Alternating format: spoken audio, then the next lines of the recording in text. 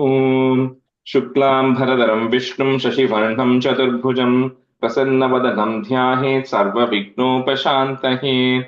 ॐ सहना भवतु सहनौ भुनक्तु सह वीर्यं करवावहै तेजस्विनावधीतमस्तु मा विद्विषावहै। ॐ शान्तिः शान्तिः शान्तिः। अगजानन पद्मार्कं गजाननमहर्निशम् अनेकदन्तं भक्तानाम् एकदन्तमुपास्महे। श्रीमहागणपतये नमः। गुरवे सर्वलोकानां विषजे भवरोगिणां निधये सर्वविद्यानां श्रीदक्षिणामूर्तये नमः। अस्मद्गुरुचरणारविन्दाभ्यां नमः। वसुदेवसुतं देवं कंसचाणूरमर्दनं देवकी परमानन्दं कृष्णं वन्दे जगद्गुरुं। ज्ञानानन्दमयं देवं निर्मलस्फटिकाकृतिम् आधारं सर्वविद्यानां श्रीहयग्रीवमुपास्महे। श्रीहयग्रीवमूर्तये नमः। सरस्वति नमस्तुभ्यं वरदे कामरूपिणि विद्यारम्भं करिष्यामि सिद्धिर्भवतु मे सदा। श्रीमहासरस्वत्यै नमः। उमाकोमलहस्ताब्ज सम्भावितललाटकं हिरण्यकुण्डलं वन्दे कुमारं पुष्करस्वजं। வெற்றிவேல் முருகனுக்கு ஹரஹரோஹரா. லோகவீரியம் மகாபூஜ்யம் சர்வரக்ஷாகரம் விபும் பார்வதி ஹிருதயானந்தம் சாஸ்தாரம் பிரணமாம்யகம். சுவாமியே சரணமையப்பா.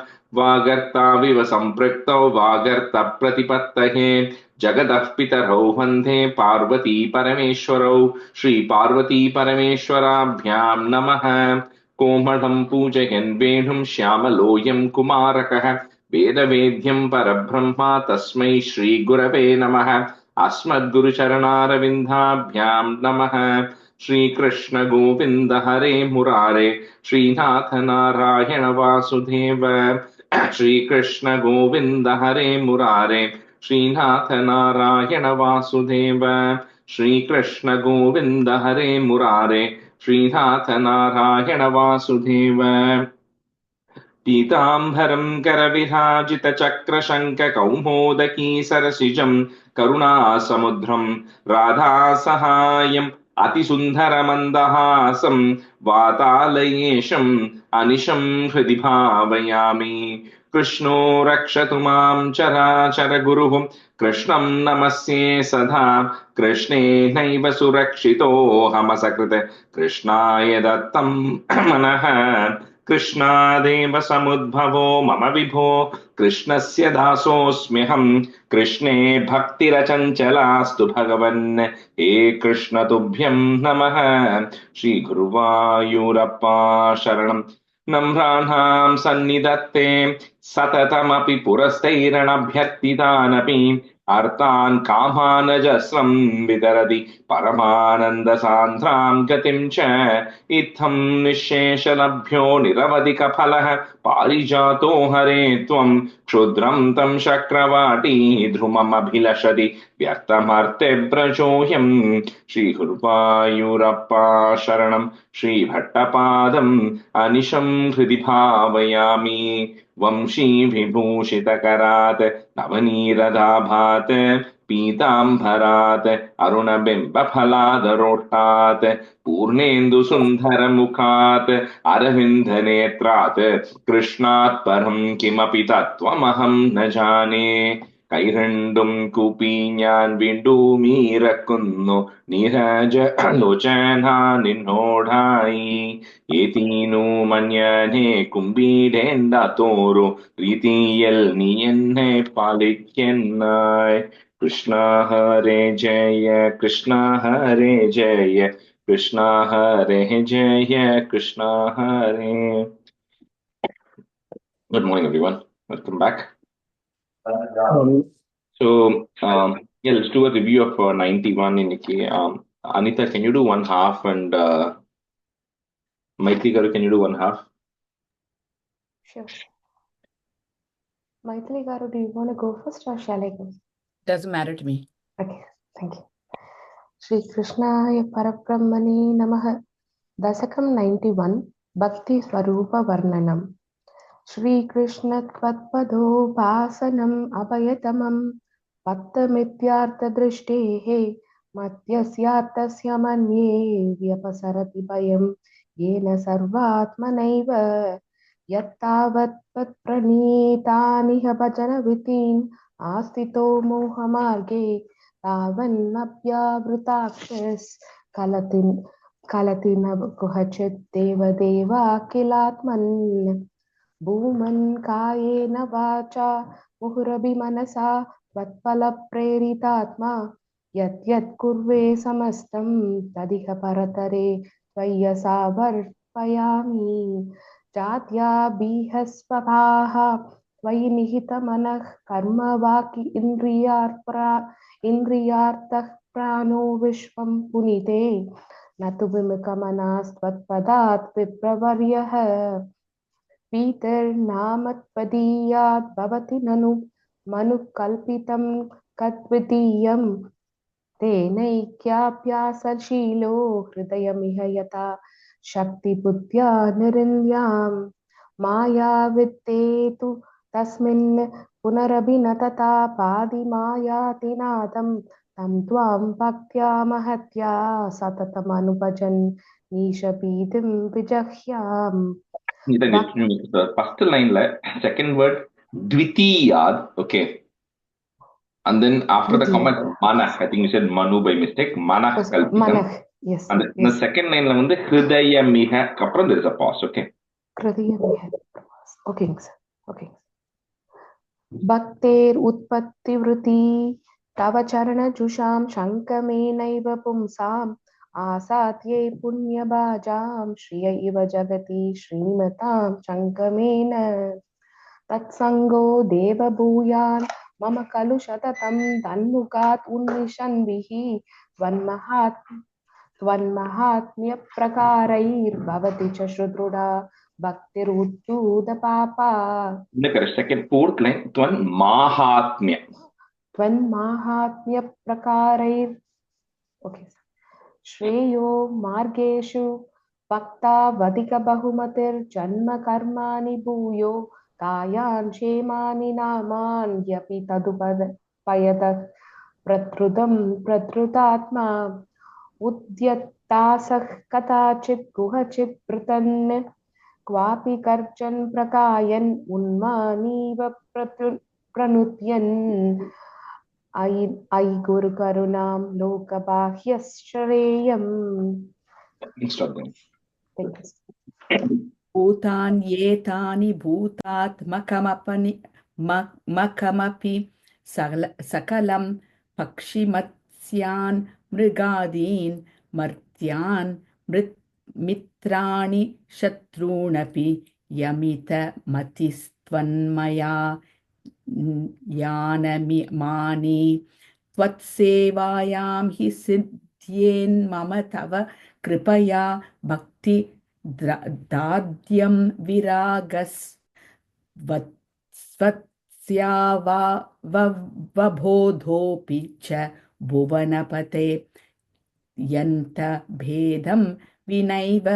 The fourth line, first word, त्वत् tat त्वस्यावबोधोऽपि. त्वत् तत् वत्स्यावबोधोऽपि. Correct? नो मुह्यन् क्षुत्तु दाढ्यैर्भवसरनिभवैः त्वन्निलीनाशयत्वात् चिन्ता सा तत्यशाली निमिषलवमपि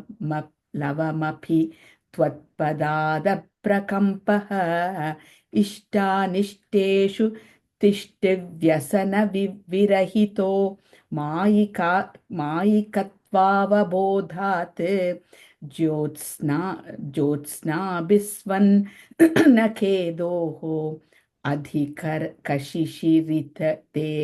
नात्मना सञ्चरेयं भूतेष्वेषु त्वदैक्य स्मृति समधिगतौ नाधिकारोऽधुना चे त्वत्प्रेम त्वत्कमैत्री जडमतिषु कृपा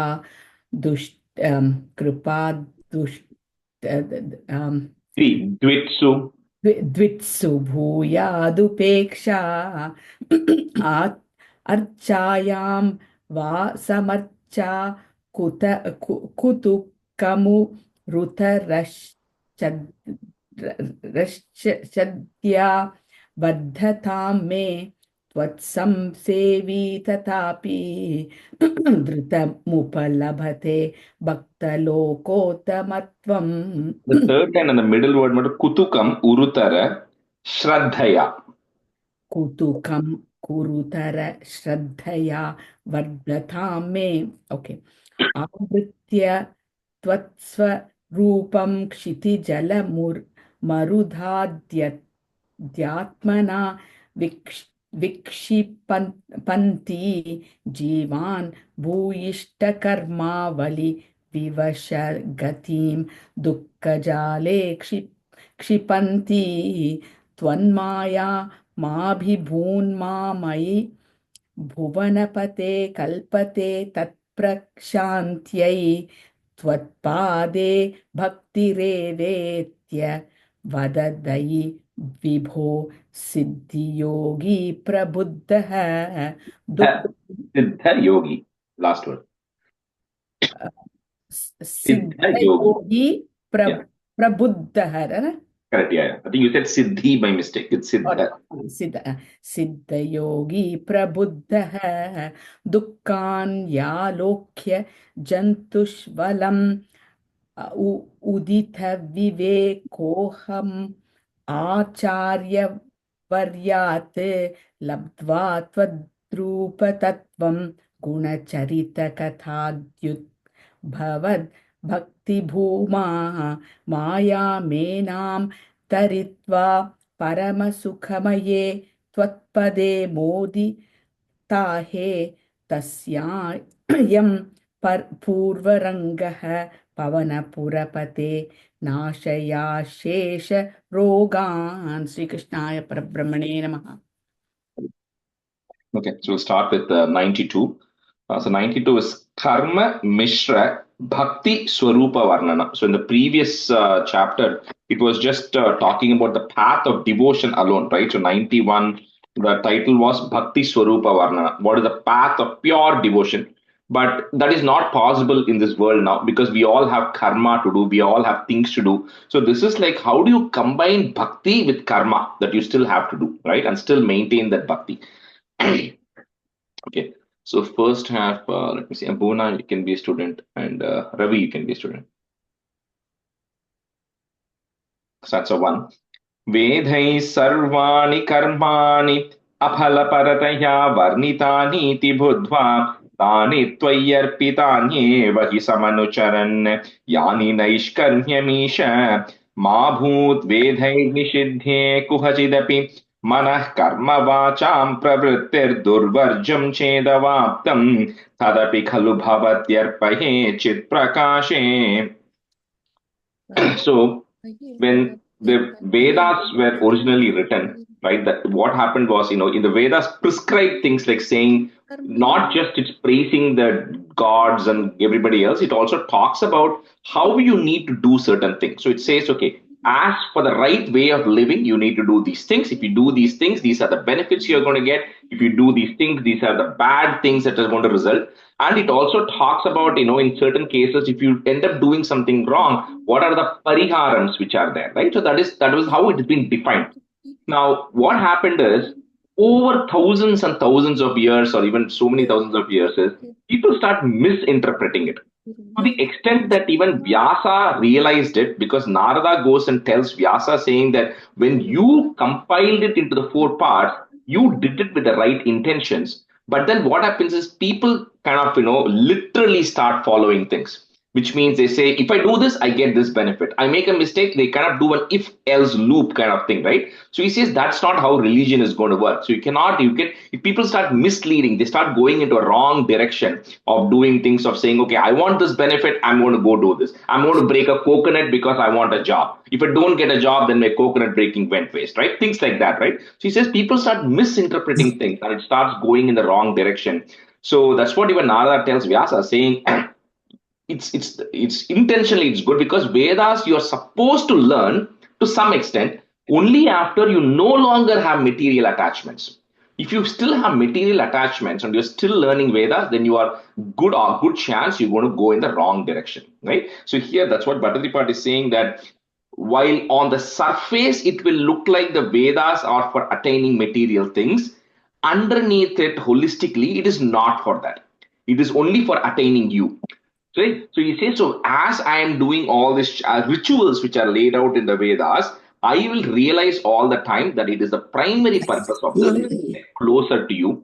And what I'm doing is all the benefits and everything I'm getting out of doing these rituals. Tvai arpitatma, I am completely surrendering it to you because I don't want to get stuck in that material mode and material gains again and again. That is the first part of it. The second part of it is saying, even while, like we said last time, right, you have to surrender everything. So he says, even when I'm performing these rituals, if I do something wrong or if I do something, because there are so many rules and prescriptions of how to do things, right? He says, even if I'm doing something wrong, I don't care because I'm surrendering even that to you. Right? So you please don't come and, I won't get punished or done anything because even that I'm completely surrendering it to you because that's all I care about. I don't want any incremental karma like we spoke last time. So everything I'm surrendering. So Vedai Sarvani Karmani. So that Nya that you have N-Y-A, Nya, that becomes, you first put the Ni, Karmani, comma. Next word will start with the A. Aphala Parataya Varnitaniti Buddhva, comma, Tani Tvayarpitanyeva, one word, Tvayarpitanyeva hi samanucharan, comma, Yani Naishkarmyamisha. Vedhai Sarvani Karmani Aphala Varnitani Ti Buddhva Tani Tvayarpitanyeva hi samanucharan, Yani Naishkarmyamisha.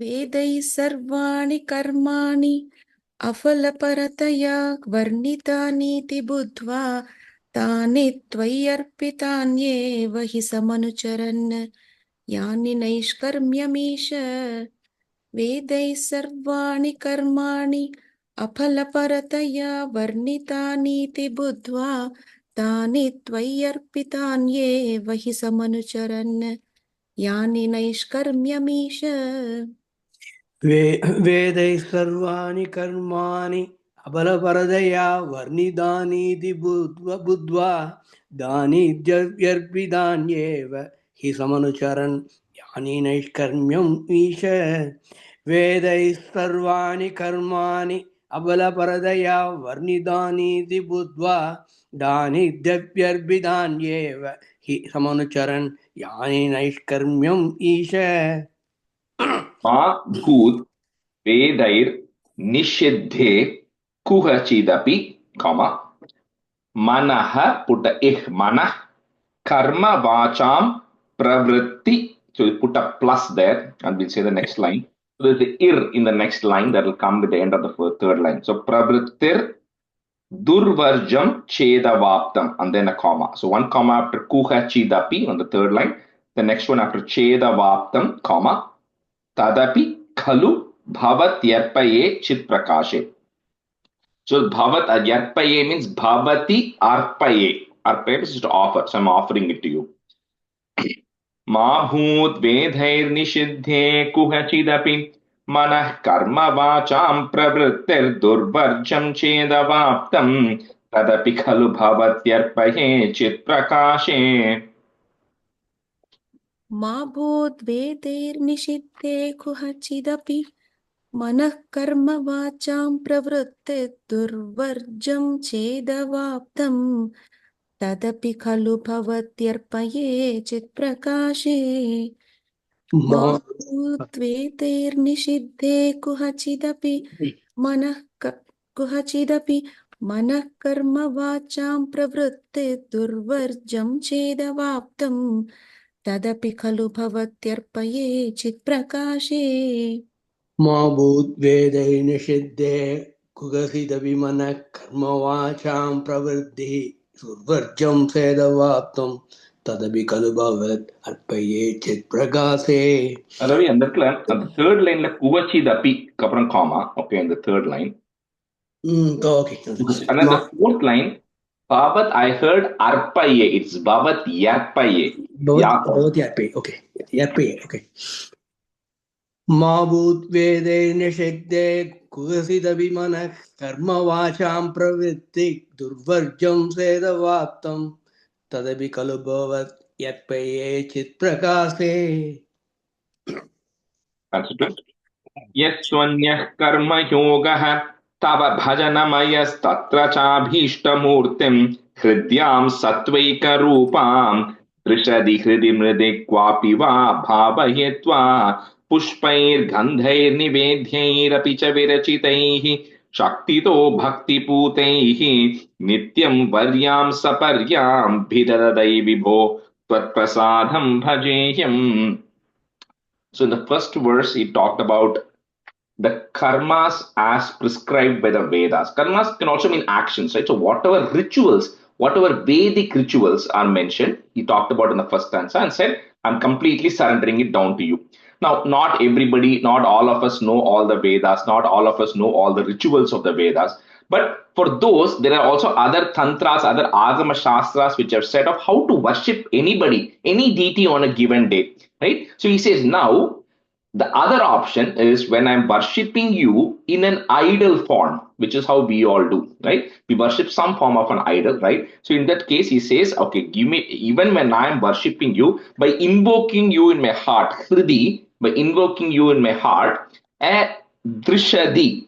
Drishadi refers to the form of the Lord in the as an image or in the form of a stone, because traditionally our deities are in the form of a stone. So either in the form of a stone or in the form of an image, or mridi is referring to building it from clay. Like when Vinayaka Chaturthi, we make Vinayaka out of clay. So no matter how we are worshipping it, either in a picture form or in an idol form or in a clay form, with pushpair, gandhair, nivedhyairapi, pushpam, flowers, gandhaim reference to incense sticks, agarbattis, or with the naivedhyam that we do. So no matter how I am doing it, according to my capacity, right? We all worship it. So even that worship of yours, please bless me, because even that worship, I'm completely surrendering it down to you, right? And so that way, I will also continue to get your grace, your blessings, because I'm offering everything to you.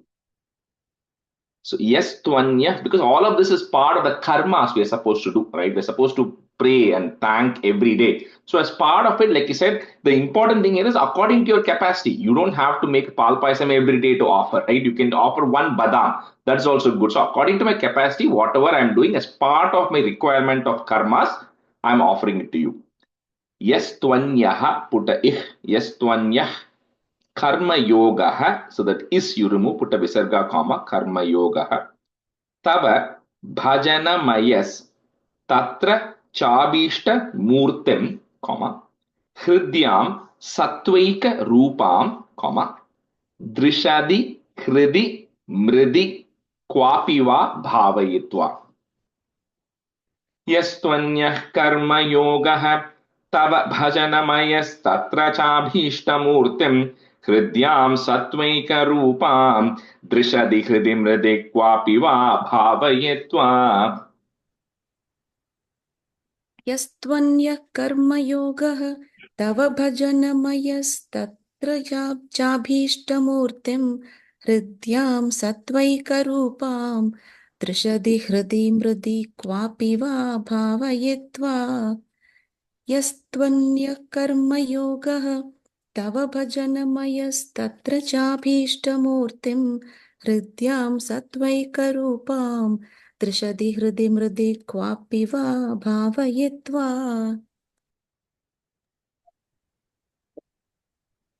यस्तन्यः कर्मयोगः दवभजनमयस्तत्र स्वाभीष्टमूर्तिं हृद्यां सत्त्वैकरूपां दृशदि हृदि मृदि क्वापि वा भावयित्वा. यस्त्वन्यः कर्मयोगः दवभजनमयस्तत्र स्वाभीष्टमूर्तिं हृद्यां सत्त्वैकरूपां दृशदि हृदि मृदि क्वापि वा भावयित्वा. पुष्पैर् गन्धैर् निवेद्यैरपि च विरचितैः, comma, Shaktito bhakti putaihi. Put a visargan comma, end of that line. Bhakti putaihi. Next line on top of nityam, there is a ir. Remove that ir off. Nityam varyam saparyam vidhada dhayi vibho, comma. Tvat prasadam bhajeyam. So with that, I will get your blessings. पुष्पैर्गन्धैर्निवेद्यैरपि च विरचितैः शक्तितो भक्तिपूतैः नित्यं वर्यां सपर्यां विदधै विभो त्वत्प्रसादं भजेह्यम्. पुष्पैर्गन्धैर्निवेद्यैरपि च विरचितैः शक्तितो भक्तिपूतैः नित्यं वर्यां सपर्यां विदधदयि विभो त्वत्प्रसादं भजेयम्.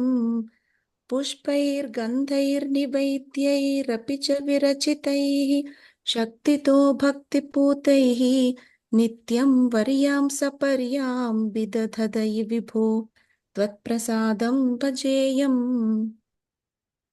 पुष्पैर्गन्धैर्निवेद्यैरपि च विरचितैः शक्तिदो भक्तिभूतैः नित्यं वर्यां सवर्यां विदधै विभो त्वत्प्रसादं भजेयम्. पुष्पैर्गन्धैर्निवेद्यैरपि च विरचितैः शक्तिदो भक्तिभूतैः नित्यं वर्यां सवर्यां विदधै विभो त्वत्प्रसादं भजेयम्. Three. त्रिशूद्रास्त्वत्कथादिश्रवणविरहिताः आसतां ते धयार्हाः त्वत्पादासन्नयातान् द्विजकुलजनुषो हन्तशोचाम्यशान्तां प्रीत्यर्थं ते यजन्तो बहुकथितमपि त्वामनाकर्णयन्तो दृप्ता विद्याभिजात्यैः किमु न विदधते तादृशं मा कृता माम्. So here this is one stanza which unfortunately when it was written during Bhattadripad's time, which may not be too relevant. I'll tell you why.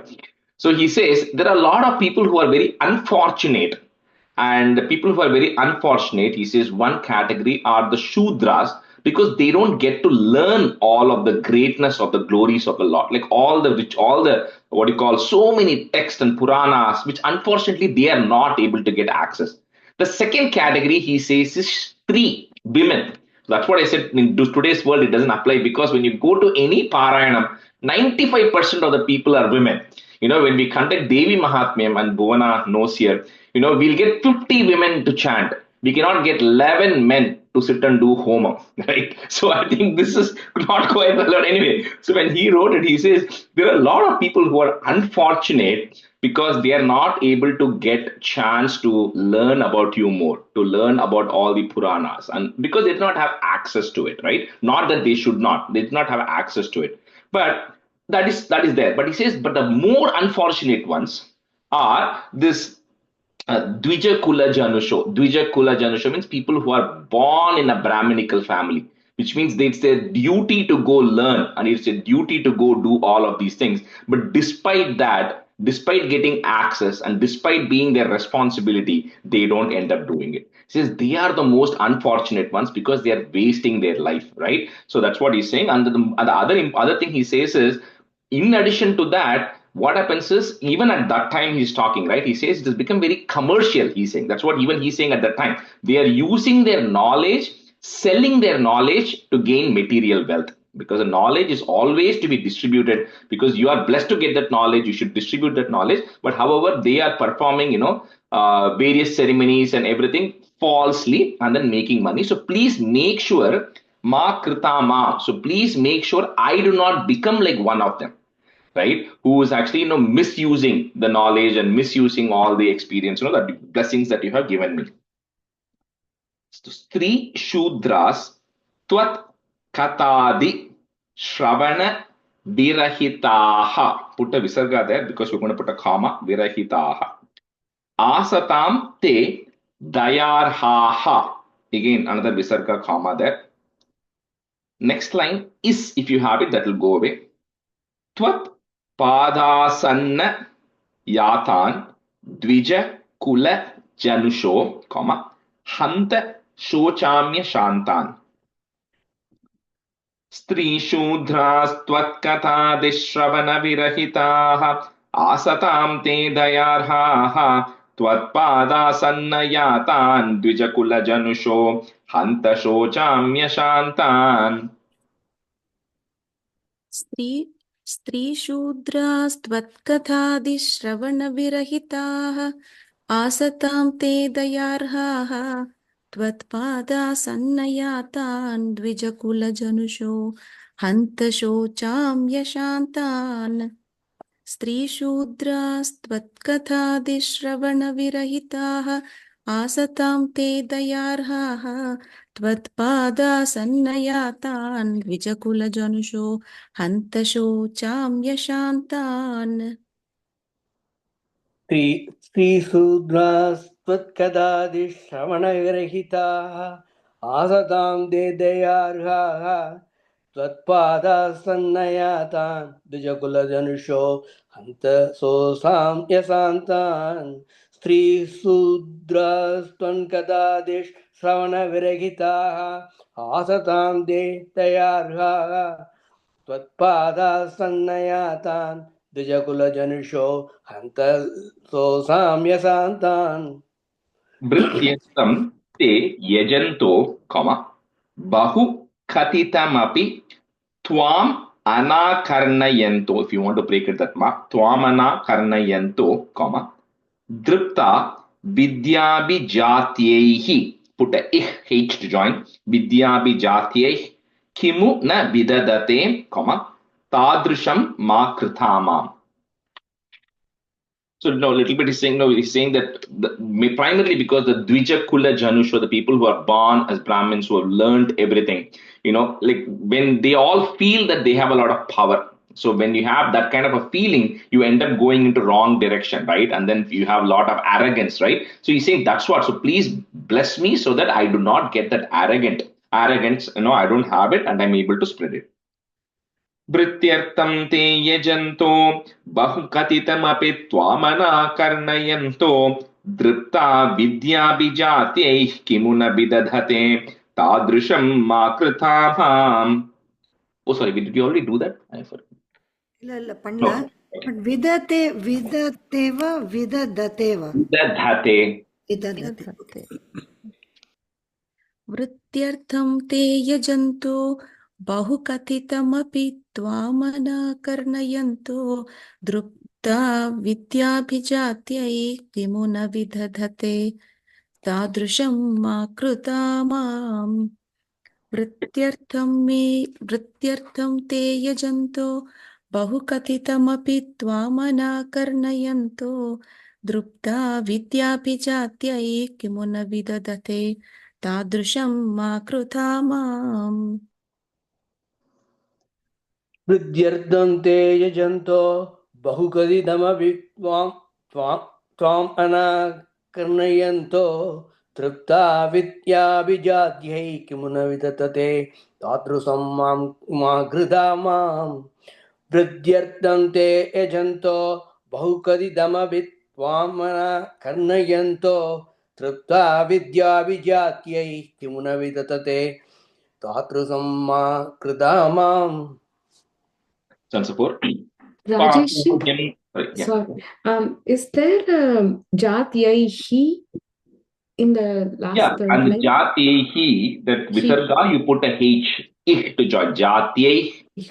So it's not like when we say it will be like Jatyaihi. Jatyaihi, yeah, H. Okay, sir. Jatyaihi kimu na vidadati. Thank you. Transform. पापोह्यं कृष्णरामेत्यभिलपति निजं गूहितुं दुश्चरित्रं निर्लज्जस्यास्य वाचा बहुतरकथनीयानि मे विघ्नितानि भ्राता मे वन्द्यशीलो भजति किल सदा विष्णुमित्तं बुधांस्ते निन्दन्त्युच्चैर्हसन्ति त्वयि निहितमतीन् तादृशं मा कृताम्. So he says, as you are performing your karma, as you're performing all these religious things of yours, he says there will always be a lot of people who will start ridiculing you. right? Saying that, like this person, he's like a, Papoyam Krishna Rami. This person is like, he's a sinner. He's talking about others who will say this about you. He says, this is a sin, a person who commits a lot of sin. He's a wicked person. He just keeps saying Rama and Krishna, everything, only to conceal his misconduct, right? He's kind of putting a show of saying Rama and Krishna, but behind the scenes, he's a very, horrible person. And, he does a lot of things, but I can't say anything about him that way because outside people perceive him to be a very devotional person. So people will say all sorts of things about you, including bhratame, including your own siblings. So their own siblings may tell that this person is, always bhajati sada, kila sada, is always just praying, and he might say all sorts of things about you. But he says two things Bhattacharya is requesting in this. He says, no matter how people ridicule me or no matter what people tell about me, give me the strength to pursue this devotion towards you. So I should not get distracted because 10 other people are commenting something bad about me, right? That is number one. And number two is don't make me like them.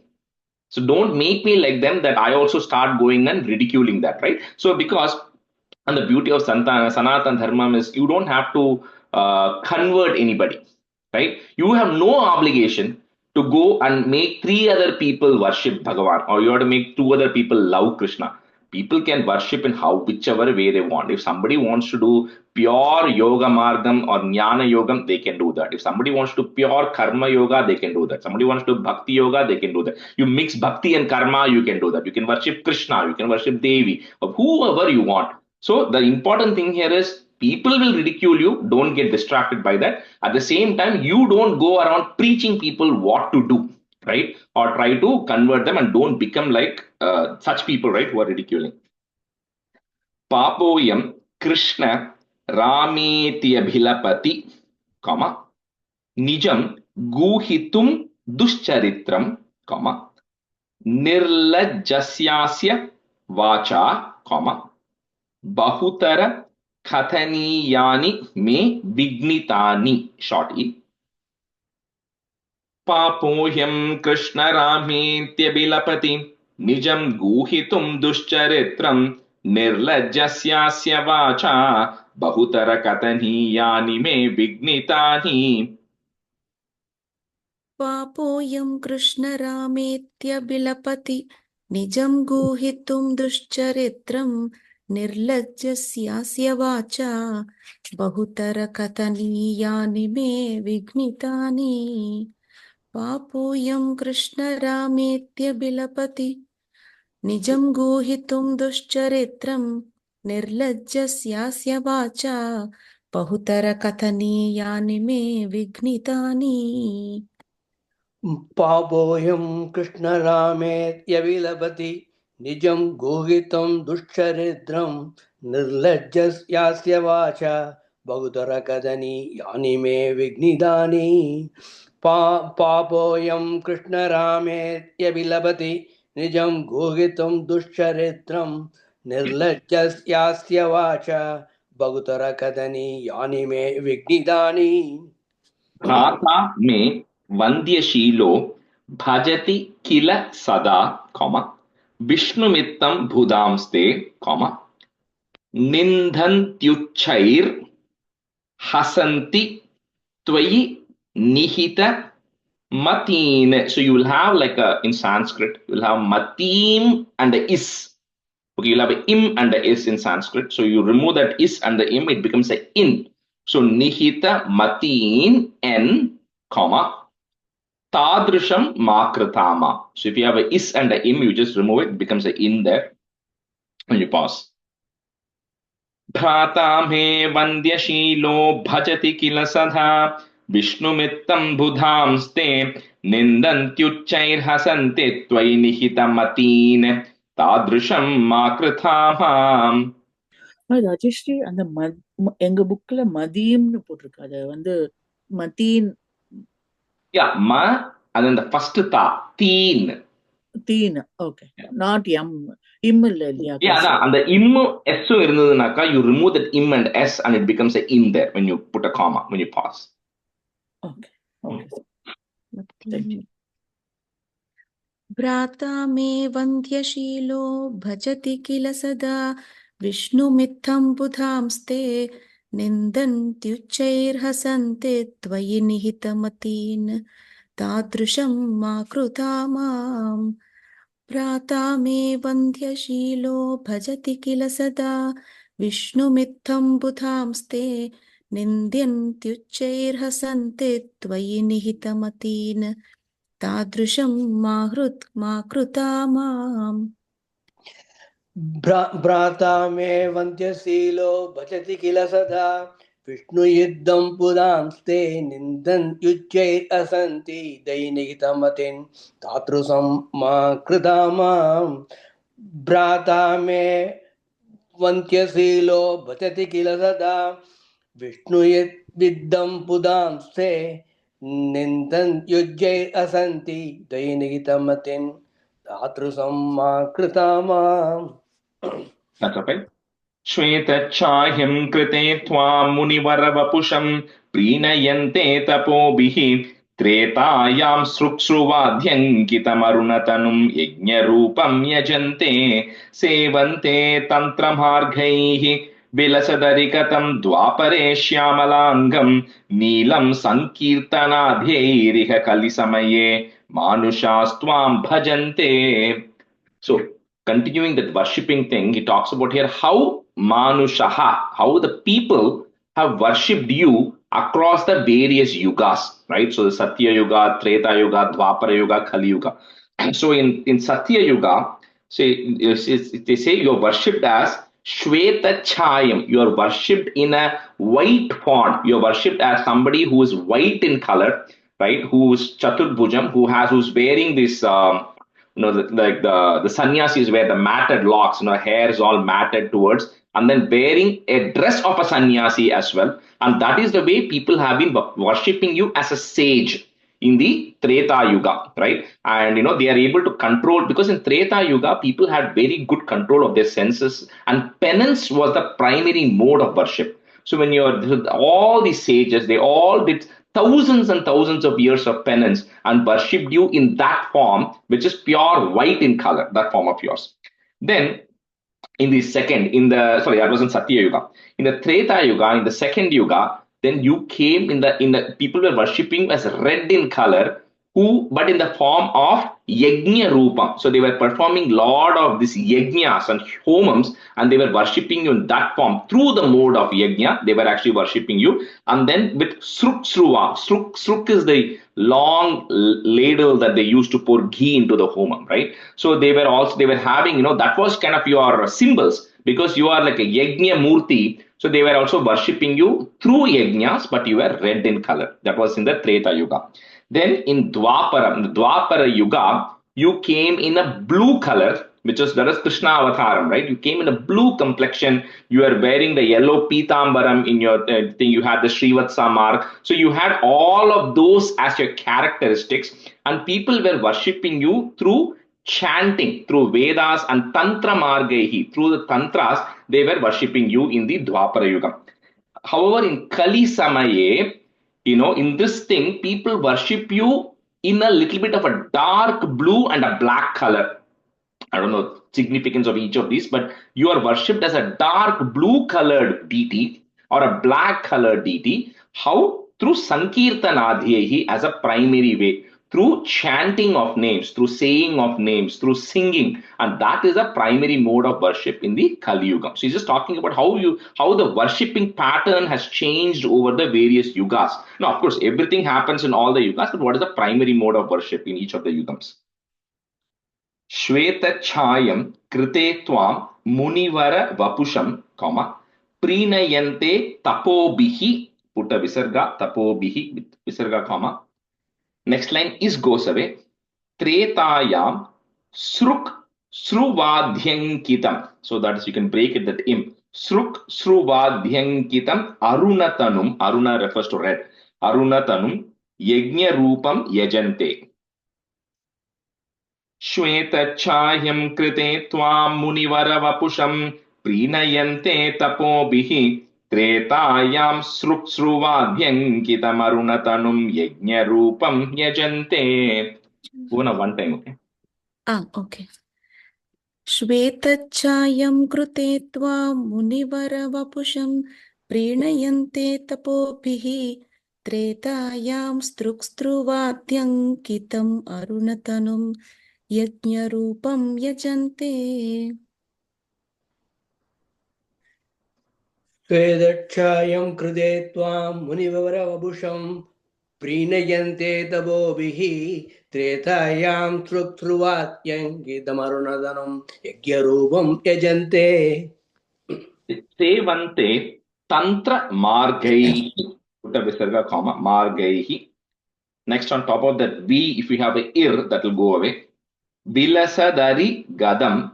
So Vilasadari gadam refers to the four things of that Krishna was carrying, like the lotus flower, the chakram, and the discus, and the gada. So Vilasadari gadam dwapare shyamalangam, comma, neelam sankirtanadhyair iha kalisamaye, comma, manushas tvam bhajante.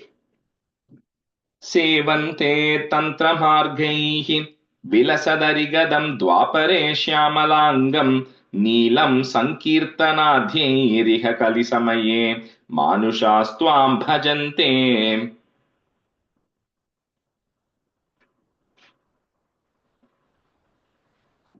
Oh, we're gonna mute it. Oh, I mute clear in the sorry. सेवन्ते तत्र मार्गैः विलसदरिगदं द्वापरे श्यामलाङ्गं नीलं सङ्कीर्तनाद्यैरिह नीलं सङ्कीर्तनाद्यैरिह कलिसमये मानुषास्त्वां भजन्ते. The third line tantra margaihi. Okay, I think you didn't say that in there. Tantra. Sevante tantra margaihi. Oh, okay. Thirdly. Sevante tantra margai. Yes. Okay, sure. So, first isn't so, Third and fourth. Yeah. Okay. Sevante tantramargaiः विलसदरिगतं द्वापरे श्यामलाङ्कं नीलं सङ्कीर्तनाद्यैः कलिसमये मानुषाः स्वां भजन्ते. सोऽयं कालेय कालो जयति सोऽयं कालेय कालो जयति मुररिपो यत्र सङ्कीर्तनाद्यैः निर्यत्नैरेव मार्गैरखिलद न चिरात् त्वत्प्रसादं भजन्ते. जातास्त्रेता कृता धावपि किल कलौ सम्भवं कामयन्ते दैवात् तत्रैव जातान् विषरसैर्मा विभो वञ्चयास्मान्.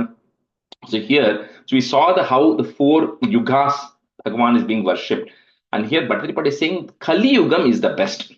So he says, but how? But Kali Yugam is supposed to be the worst, right? Because everything is lost. All the religion is lost. All the good worship, virtues, everything is lost in Kali Yugam. But he says, no, Kali Yugam is the best. In fact, he says people who are born in Satya Yugam and Treta Yugam wish that they are born in Kali Yugam. The reason for that, he says, is because in Satya Yugam, when you're born, you have to perform thousands and thousands of years of penance. Right? We hear all the stories of people standing on one leg, worshipping for thousands of years. We saw Prachetas going underwater and worshipping for 10,000 years, right? So they had to struggle so much to get a darshan of Bhagavan. And in the Treta Yugam, people had to do so many homams, that Rishabha Yogishwara, all of them who came and, so they all had to perform so many homams. But he says in Kali Samyam, it is super simple.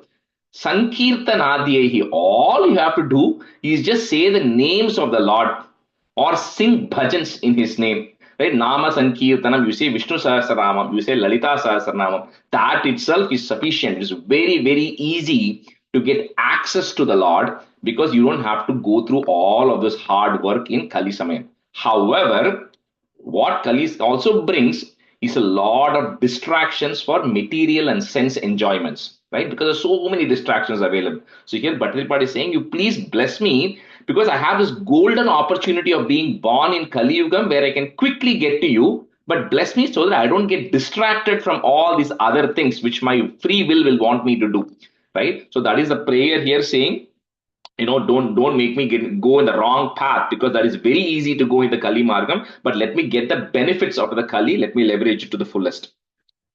And I think later on, one stanza is going to come out, Parikshit interacting with Kali, so I'll tell you at that time. Soyam Kaleya Kalo Jayati Muraripo, comma, Yatra Sankirtanadhyehi, put a visargan, comma, Sankirtanadhyehi. Next line on top of the ni, there is a ir that will go away.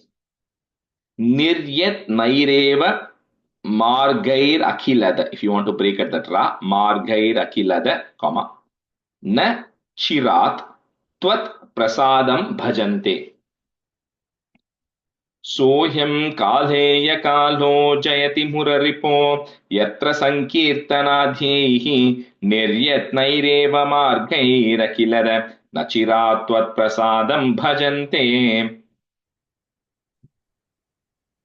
सोऽयं कालेयकालो जयति मुररिपो यत्र सङ्कीर्तनाद्यैः निर्यत् नैरेव मार्गैरखिलद न चिरात् எங்க comma எங்க அகிலதக்கு அப்புறமா After Akilada, yeah. Okay निर्यत् नैरेव मार्गैरखिलद न चिरात् त्वत्प्रसादं भजन्ते सोऽयं कालेय कालो जयति मुररिपो यत्र सङ्कीर्तनाद्यैः निर्यत्नैरेव मार्गैः अखिलत रतिरात् प्रसादं भजन्ते जातास् त्रेता कृतादावपि हि किल कलौ, कॉमा, संभवं कामयन्ते, कॉमा, दैवात् तत्रैव जातान्, कॉमा, विषय विष रसैर् मा विभो वञ्चयास्मान्. जातास्त्रेता कृताधावपि हि किल कलौ संभवं कामयन्ते दैवात् तत्रैव जातान् विषय विषरसैर्मा विभो वञ्चयास्मान्.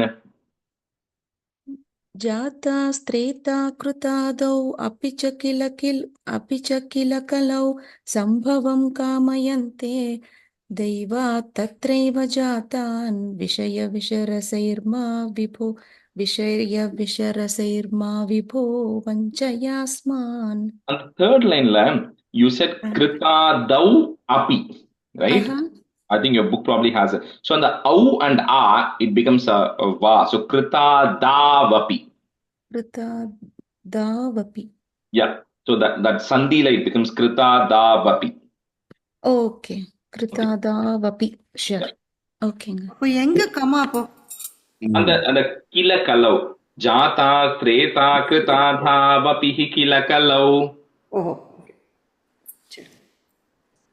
Rajesh, sorry, sir. Can you do that again, sir? Jatas, Treta, Kritam. The sandhi or the line? The words to correct, sir. Tamil has so much different letters in it, so it's confusing which one to correct there, sir. Okay. Jatas. Okay, sir. Treta. Okay. Kritadavapi. Krita. So it is not Krita Tau, but it is Krita Dau. Yeah, in the Kritadau and Api, that au and a, essentially you have to join that. So it becomes Kritadavapi. Krita ta. Api. And I'll put it in the chat. Hold on. Vapi. Okay, sir. Kritadavapi. I just put it in the chat. So Sure. it's just a sandhi rule. Typically, you don't put au and a next to each other in Sanskrit. It just joins. That's all. Then the next line here we have hikila. Kritadavapi hi kila kalau. Kila kalau. Okay, sir. Thank you, sir. जातास्त्रेता कृतादावपि हि किल कलौ सम्भवं कामयन्ते दैवात् तत्रैव जातान् विषय विषरसैर्मा विभो वञ्चयास्मान्.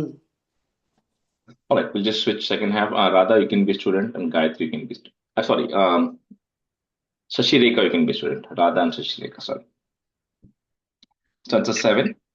Bhakta tavat kanau syuhu द्रमिलभुवि ततो भूरिशस्तत्र चोच्चैः कावेरीं ताम्रपर्णीम् अनुकिलकृतमालां च पुण्यां प्रतीचीम् हामामप्येतदन्तर्भवमपि च विभो किञ्चिदञ्चद्रसं त्वय्याशापाशैर्निबध्य भ्रमयन भगवन् पूरय त्वन्निषेवाम्. Little bit continuing from the previous one, like saying how everybody loves to take birth in Kali Yuga, because this is in Kali Yuga there are going to be so many devotees of you, O Narayana. And he says majority of those devotees of Narayana are going to come from this Dramila Bhuvi, which is a Dravida area, right, at that time, primarily coming from the banks of Kaveri, Tamaraparni, Kritamala, and Payasvini, multiple, that those punya kshetrams which are actually there, he says that's where a lot of the devotees of Narayana are going to come, who are going to give people access to this information, right? Because they then promote all of these things. So he says that's where, that doesn't mean other people don't pray to Narayana. It says there are going to be a lot of devotees. Primarily the gravity is going to come from that area, right, where a lot of devotees are going to come around from the banks of those rivers primarily. And this Bhattiprabhu wrote whenever, right? This is in 1500. So he says, however, he says, and he's saying, I am also born from there, because he was also born from the, that region. However, he says the prayer here is, make sure that Asha Pashay Nibadya, don't get me bound into all of these desires, because like you said, first of all, you got the benefit of being born in Kali Yuga. Second, he says, I am born from the region where there are a lot of devotees. Right? So when I have the best of everything, prayers don't get me distracted into getting bound with other desires, because I'm losing this opportunity which I may not get again, right? So bhaktas tavat kalau syuhu, put a visarga comma, syuhu. Next, on top of the dramila, there is a ir that will go away. Dramila bhuvi tato bhurishat tatra chochaihi, comma. Kaverim Tamraparnim Anu, you can break it that Tamraparnim Anu Hila Kritamalam Cha Punyam Pratichim. Bhaktas Tavat Kalau Syuhu Dramila Bhuvitato Bhurishastatra Chochaihi Kaverim Tamraparnim Anukila Kritamalam Cha Punyam Pratichim. भक्तास्तावत्कलं स्युः द्रविमिल भुवि ततो भूरिस्तत्र चोचैः कावेरीं ताम्रपर्णीम् अनुकिलकृतमालां च पुण्यां प्रतीचीम्. 2 times பண்ணிருக்காங்க பரவாயில்லை. भक्तास्तावत्कलौ स्युः रमिलभुवि ततो भूरिशस्तत्र चोच्चैः कावेरीं ताम्रपर्णीम् अनुकिलकृतमालां च पुण्यां प्रतीचीम्. Ha mam appye. So I'm breaking at the second ma there.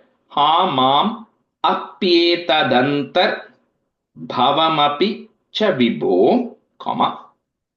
Kinchit anchadrasam. Again, the I'm breaking. Kinchit anchadrasam.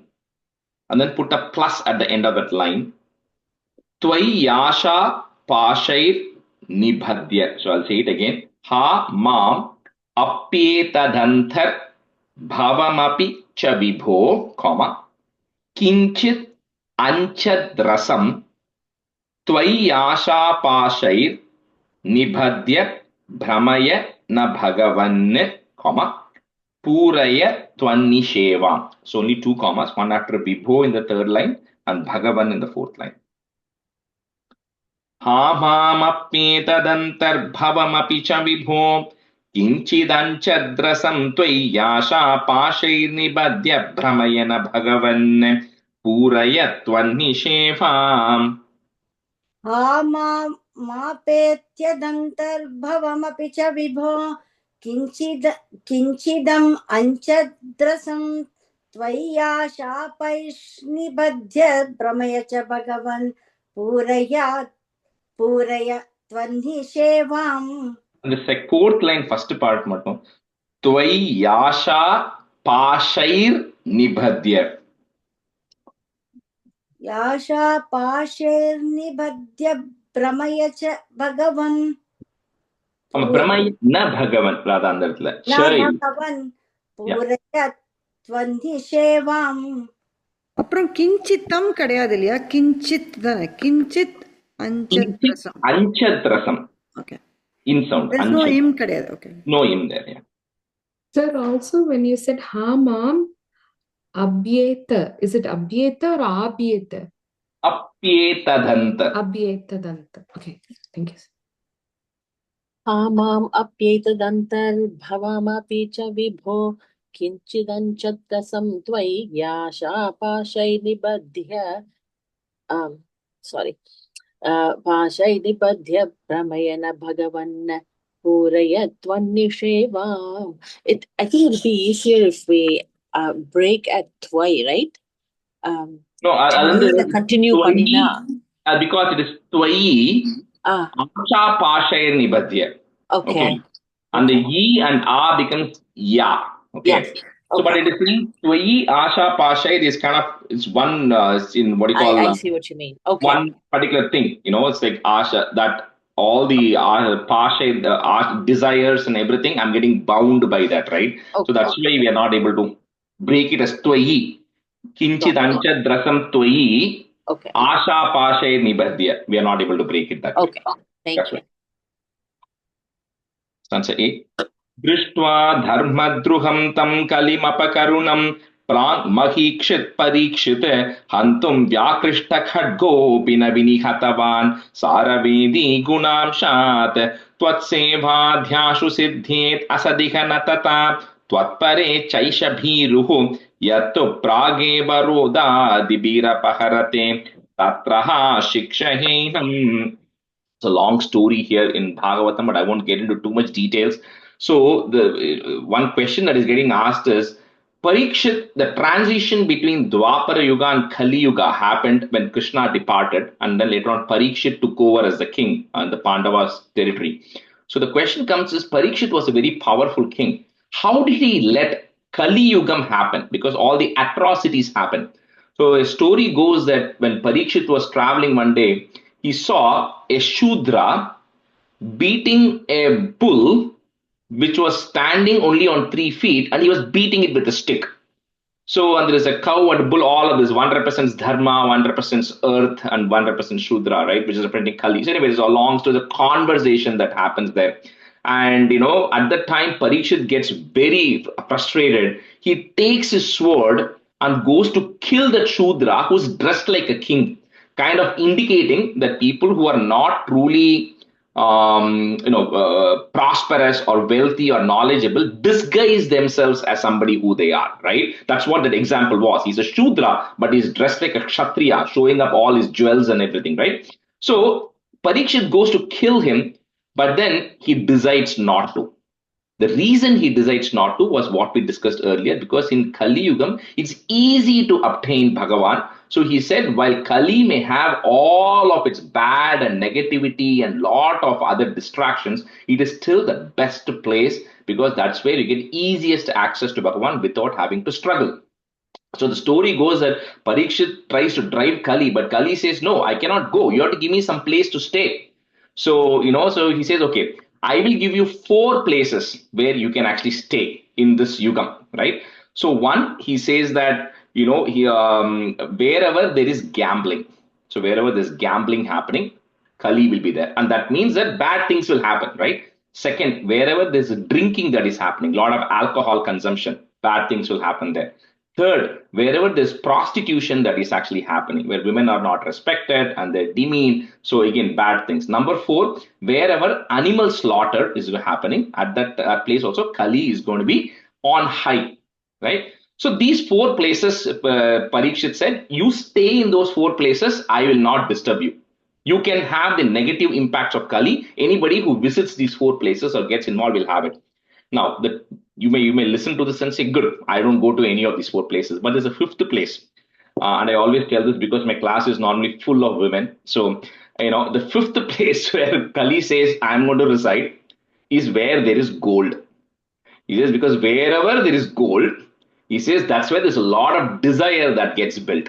And that desire is what causes downfall for a lot of people, right? So those are the 5 places which Parikshit tells Kali, you can be there. And anybody who's associated with those 5 places will find all those distractions which we prayed saying, oh Krishna, please don't let me get distracted. Don't let me get distracted. These 5 places are going to have those distractions. So because of that, he did not punish Kali. That's a story that goes here anyway. So drishtva dharmadruham tam kalimapa karunam, comma, prang mahikshit parikshit. So put a it at the end of that line, parikshit, comma. Next line will have a double dha. So that becomes a ha. Hantum.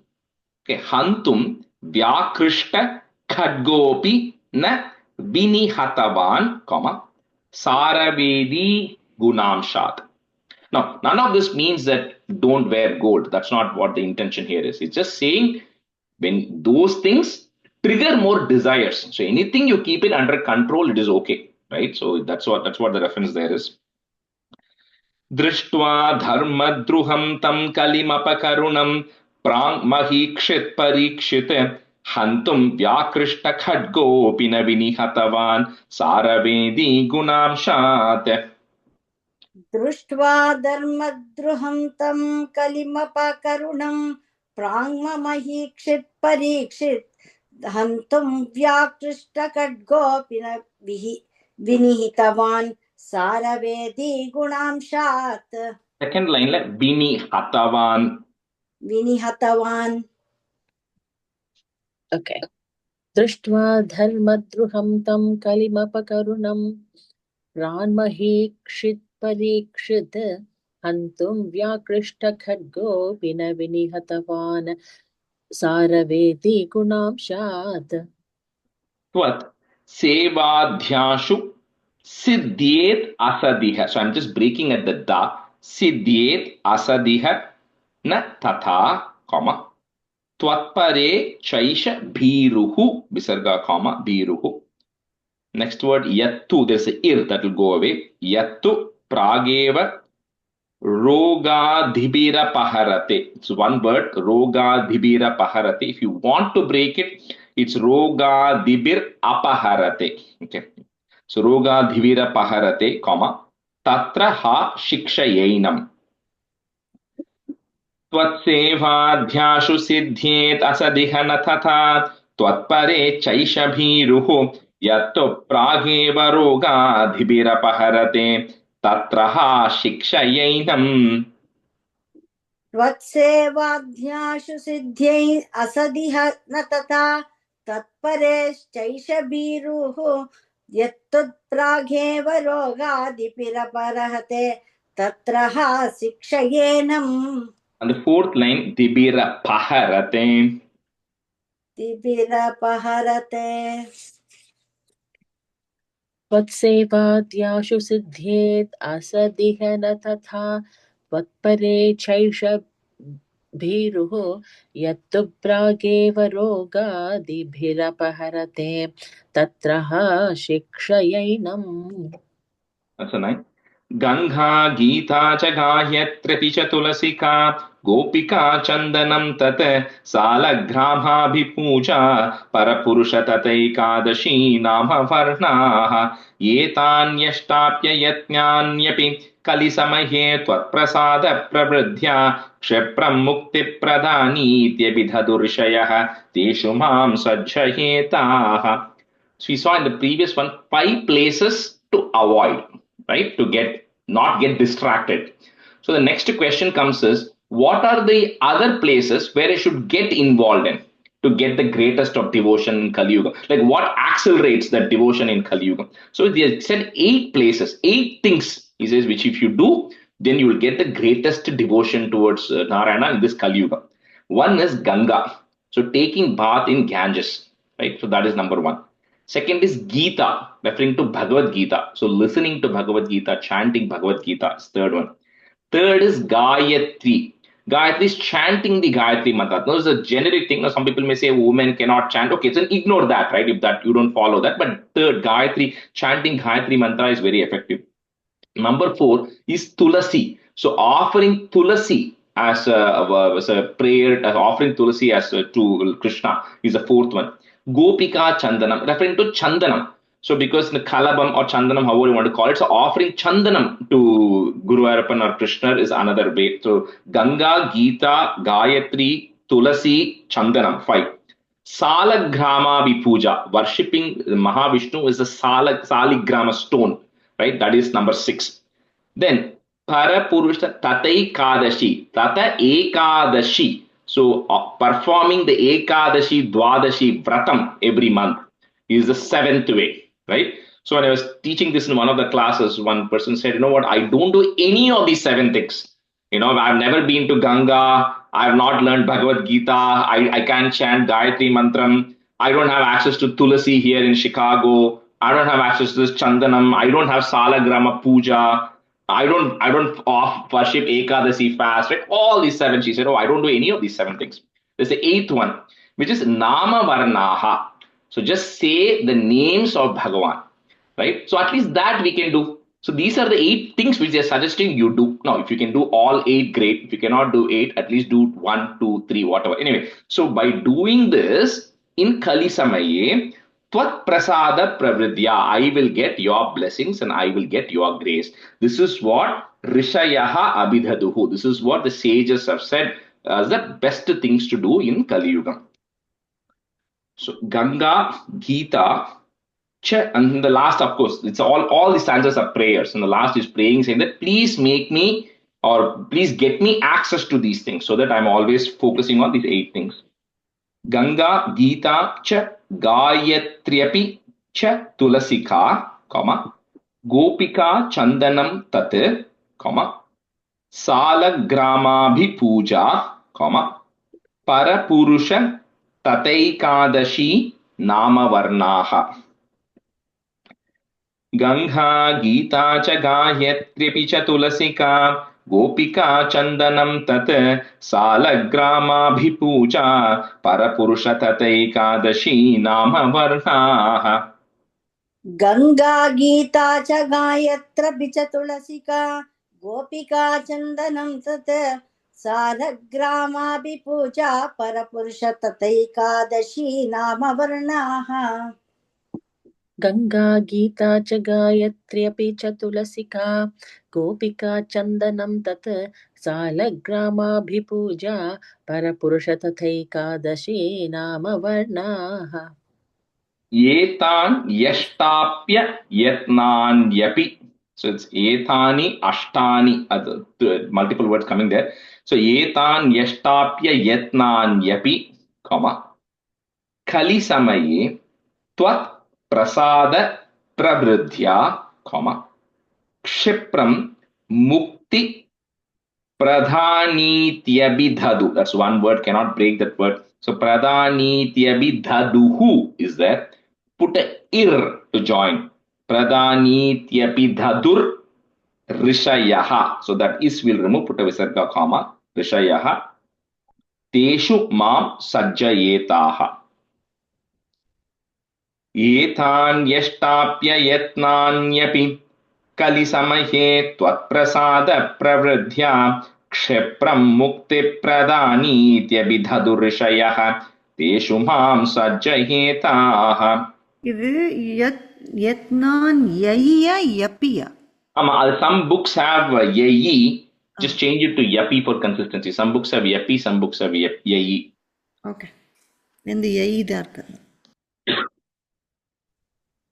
एतान्यष्टाप्य यत्नान्यपि कलिसमये तत्प्रसादप्रवृद्ध्याः क्षिप्रं मुक्तिप्रधानीत्यभिपदुः विबुधो ऋषयस्तेषु मां सज्जयेताः. Again, third line, I'll tell you a few things. So, Pravridhyaha, you said third line. There's no visarga at the end of that line. Okay, so Prabhudyur illa. Pravridhya. Third line, last word. Okay. Pravridhya. And can you say that?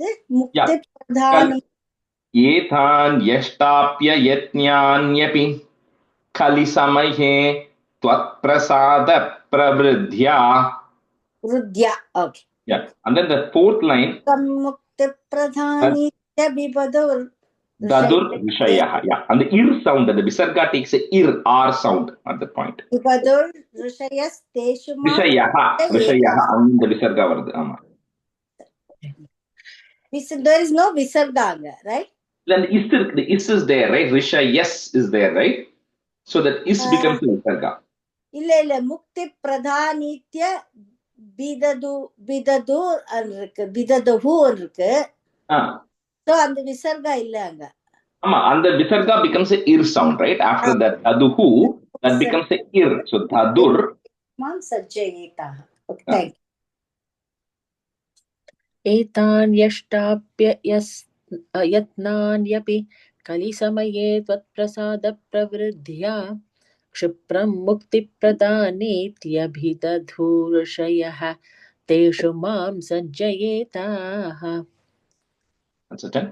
Devarshīnām pitrūnām mapina punarani kinkaro vasa bhūmanne yosau sarvatmana tvam sharanamupagataha sarvakrityani hetva tasyotpannam vikarmāpyakilam apanudasyeva chittastitastvam tanme papottatapan pavanapurapate rundi bhaktim pranihyaha.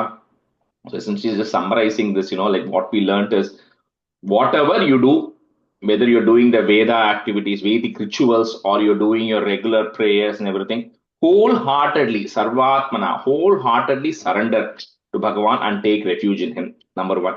Then sarvat, abandon all the other things that you're doing, right? And the reason being, he says, is devaha rishinam pitrunam, right? So you cannot owe them anything. You cannot have debt to anybody. So if you cannot follow all those things, he says, just pray and then surrender everything to Bhagavan, then he'll take care of it. And that way, even if you do any wrong things, that will all get eliminated because you're doing it with full devotion. That is the key takeaway here, right? Whatever activities, karma you're doing, do it with intense bhakti. That's how the combination is going to work here. And with that, he says, please, eradicate all my sufferings and the sins and then generate intense bhakti, rundi bhakti, generate a lot of bhakti in me. So that's why the important thing is the karma yoga also, you cannot have independent of bhakti yoga. All of these things are going to have bhakti yoga as we go through this. Even the jnana yoga is going to be it's going to have bhakti yoga as part of it. You cannot separate it out. Right? That's what's the key takeaway. So he says, Karma Yoga, people will say, oh, I just do everything and not worry about any result. He says, that's just not possible. You have to have the devotion because then you can say, whatever I'm doing, I'm offering it to you. You have some person to offer it to. You have some person to relate to, right? So that's why these two will always go hand in hand. Devarshinam pitrunam api na punaha is there. Again, put a ir. The visarga becomes a ir sound. Punar rini kinkaro vasa bhuman. So no comma in that line. Whole line. Bhuman, comma. Yosau sarvatmana tvam sharanam upagataha. That is there. That you remove. Put a visarga comma. Sharanam upagataha. Sarva krityani hitva. Devarshīnām pitrūnām apina punarni kinkaro vasa bhuman yosau sarvatmana tvam sharanamupagataha sarvakrityani hetva. Devarshīnām pitrūnām apina punarni kinkaro vasa bhuman yosau sarvatmana tvam sharanam upagataha sarvakrityani hitva.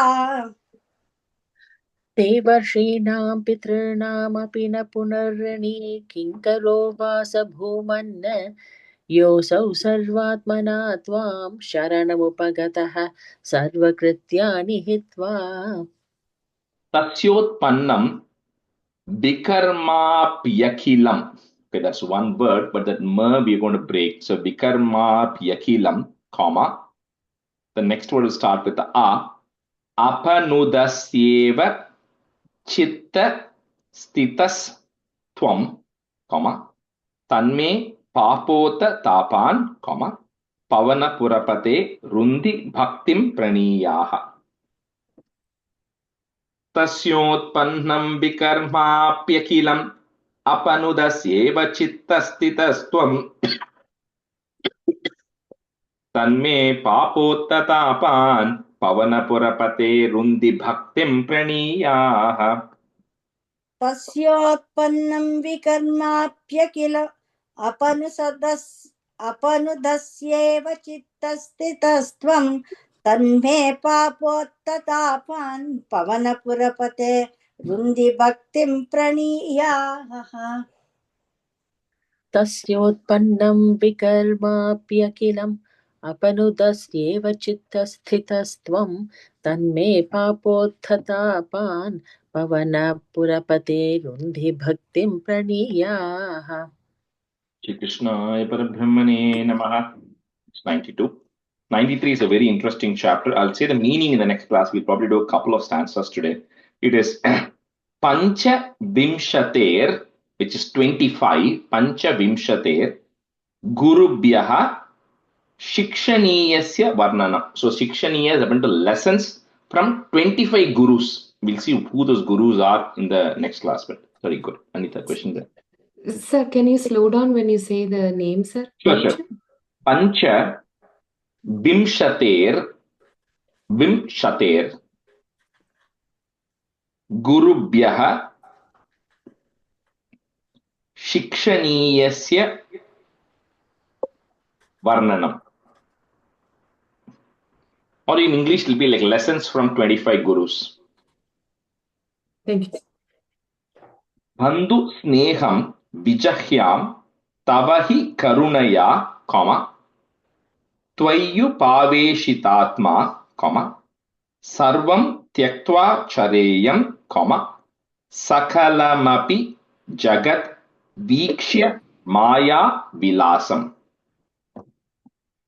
Bandhu sneham vijahyam tavahi karunaya त्वय्युपावेशितात्मा सर्वं त्यक्त्वा चरेह्यं सकलमपि जगत् वीक्ष्य मायाविलासम् बन्धुस्नेहं विजह्यां तव हि करुणया त्वय्युपाशेतितात्मा सर्वं त्यक्त्वा चरेयं सकलमपि जगद्वीक्ष्य मायाविलासम्. And the first line, last word, त्वय्युपावेशितात्मा. Okay, did I say anything wrong, Anga? Just on the word, can you repeat it once? Last word. त्वय्युपावेशितात्मा. Yeah. बन्धुस्नेहं विजह्यां तव हि करुणया त्वय्युपावेशितात्मा सर्वं त्यक्त्वा चरेयं सकलमपि जगत् वीक्ष्य मायाविलासम्. नानात्वाद् भ्रान्ति जन्यात्, सति खलु गुण दोषावबोधे विधिर्वा, व्यासेधो वा कथं तौ त्वयि निहित matehe. So put a visarga and comma there after matehe. Next on the vita, there is a ir that will go away. Vita vaishamya buddhehe. Nanatvad bhranti janyat sati khalu guna dosha avabodhe vidhirva vyasedho vakatam tau tvai nihita matehe vita vaishamya buddhehe.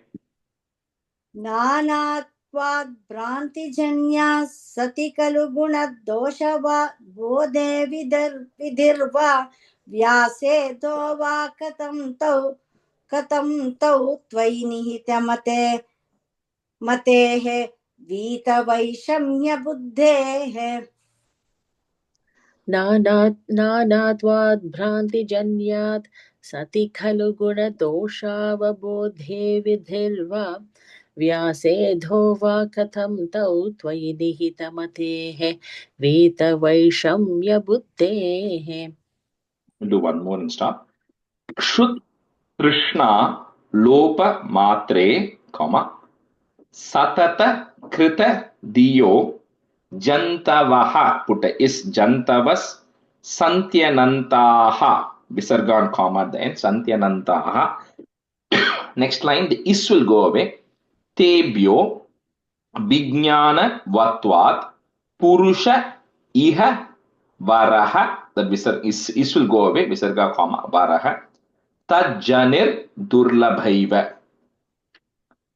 Kshutrishna Satatakritadihyo Jantava Santyanantaha Tebhyo Vijnanavatvat Purusha Iha Varaha Tajjanir Durlabhaiva.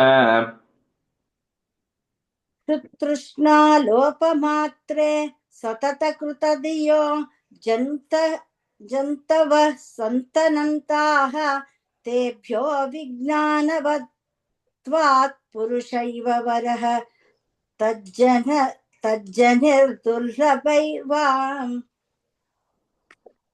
Trishnālopamatre satatagritadhiyo jantavah santyanantaah tebhyo vijnanavadvat purusha iha varaha tajjanir durlabhaiva. Tatrapyat matmanaha is there. Tatrapyat matmanas. Put a is there. Matmanas. Syat suhrudapi cha ripuhu. Visargan comma ripuhu. Next, yes tvayi. There's a ir that will go away. Yes tvayi nyasta chetaha. Again, visargan comma there. Chetaha. Next line, the is which is there in the beginning, if you have it, that will go away. Tapo chitterupayam smarati sahi suhrit, comma, swatma vairi tatonyah. Tatrapyatmatmanasyat suhrudapi cha ripuhu yastvai nyastachetaha tapo chitterupayam smarati sahi suhrute swatma vairi tatonyah. Can you say that I think there is one letter missing here. Yeah. The last line. Last line la first line la can you repeat one more time? Yeah, Tamil வந்து ரொம்ப டிஃபரெண்டா ரொம்ப டிஃபரெண்டா இருக்கு. So tatra appliல இருந்து சொல்லணும் sir. I think what they have done is maybe tatra api atmanah அப்படிலாம் போட்டுருக்காங்க. They broken it sir, tatra pyat. But வேற ஏதோ இருக்கு. Tatra pyat matmana. Matmanas இருக்கு correct. Manas. ஓகேங்க சார். அதுக்கு அப்புறம் Pyat. அது matmanasyaத்னு இருக்குங்க சார். So அப்ப அது வந்து how do you matmanaha in Sanskrit, the matmanaha is there, and then there is a word called syat which comes later. Okay. So on the manaha visarga will take a is sound. So tatrapyat matmanas syat suhrutabi vayi nyastacheta. So tatrapyat matmanas pyat suhrutabi. Correct. Then sir cha ripuhu. அப்பதான் அங்க கம்மாவா? ஆமா, அங்க comma ripuhu visargan comma ripuhu. Okay sir. Next is yastvai nyasta chetaha. That visarga you add at the end, chetaha and comma. Okay sir. Okay. And then again last line sir. The is, if you have is in the beginning of the fourth line, that will go away. Yes. Okay. Tapoch ich. Tapoch chitterupayam smarati sahi suhrit. Suhrit. அங்கதான் கம்மாவா? Comma. Swatma vairi tatonyah. See, I'm missing a tha in there. Thank you sir. In Radha, which place? Suhrit. Yeah, that's it there. Suhrit. Suhrit. Swatma vairi tatonyah. Yeah. Right? Okay. Tatrapyatmanatmanasyat prudapi charipuhu yastvaynyastachetaha taposchitterupayam smarate sahi surut swatmavairi tatonyah. Tatrapyatmatmanasyaat suhrudapi cha ripuh yastvai nyastachetaah tapo chitterupayam smarati sahi suhrute swatma vairi tatonyah. Krishna Parabrahmane Namaha. Stop here. सान्द्रानन्दावबोधात्मकमनुपमितं कालदेशावधिभ्यां निर्मुक्तं नित्यमुक्तं निगमशतसहस्रेण निर्भास्यमानम् अस्पष्टं दृष्टमात्रे पुनरुरुपुरुषार्थात्मकं ब्रह्मतत्त्वं तत्तावद्भाति साक्षात् गुरुपवनपुरे हन्त भाग्यं जनानाम् कायेन वाचा मनसेन्द्रियैर्वा बुद्ध्यात्मना वा प्रकृते स्वभावात् करोमि यत् सकलं परस्मै नारायणायेति समर्पयामि. Just discussing briefly in the beginning, of course, people joined, since I think Maitli and Pritika may come from out of town if we have an in-person class. I know, Malini, it might be hard for you unless you have a plan to Chicago. Come to Chicago early May or something. But we'll probably early May, first week of May and the Mari, we can keep some class.